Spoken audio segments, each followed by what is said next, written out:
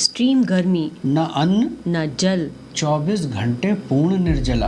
वर्ष में एक विशेष एकादशी आती है, ज्येष्ठ शुक्ल पक्ष की एकादशी। निर्जला एकादशी। महाभारत में वर्णन है कि भीम 5 पांडवों में सबसे बलशाली थे, लेकिन सबसे ज्यादा खाना खाने वाले।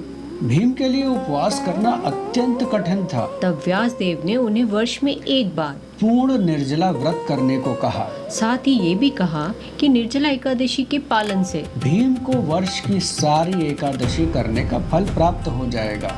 तो क्या भीम की तरह हमें भी एक ही एकादशी करनी चाहिए? हमें साल की सभी एकादशी करनी चाहिए।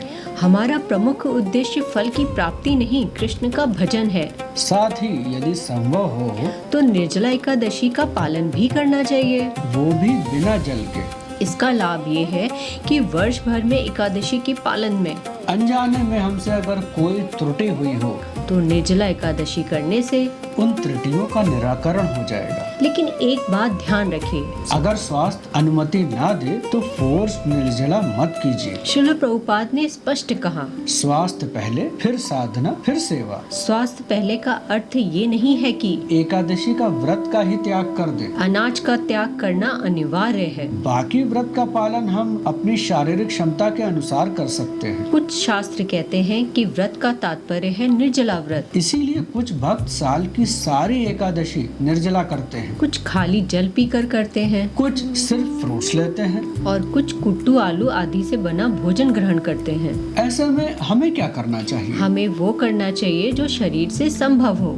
शास्त्र ये भी कहते हैं कि व्रत द्रोह शून्य होना चाहिए। इसका अर्थ है व्रत से स्वास्थ्य पे प्रतिकूल प्रभाव नहीं पड़ना चाहिए, बल्कि भोजन की मात्रा ऐसी होनी चाहिए कि साधना में सहायक हो। क्योंकि मुख्य बात भोजन नहीं, साधना है। और स्वास्थ्य अनुमति ना दे तो फलाहार करें। प्रभुपाद स्वयं एकादशी पे केले के चिप्स पसंद करते थे। उन्होंने प्रैक्टिकल एकादशी सिखाई। प्रैक्टिकल है कृष्ण का भजन। एक दिन पहले तैयारी करें, योजना बनाए, कितना जप, क्या पढ़ना है। एकादशी आत्म मंथन का दिन है। क्या आपने कभी कंप्यूटर रिस्टार्ट किया है? जब सिस्टम हैंग हो जाता है तो रिस्टार्ट से ठीक हो जाता है। एकादशी हमारी चेतना का रीस्टार्ट है। एकादशी केवल नियम या तपस्या नहीं है, ये कृष्ण प्रेम जागृत करने का अवसर है। तो इस एकादशी केवल उपवास न करें, स्मरण करें, जप करें। श्रवण करें। हरे कृष्णा।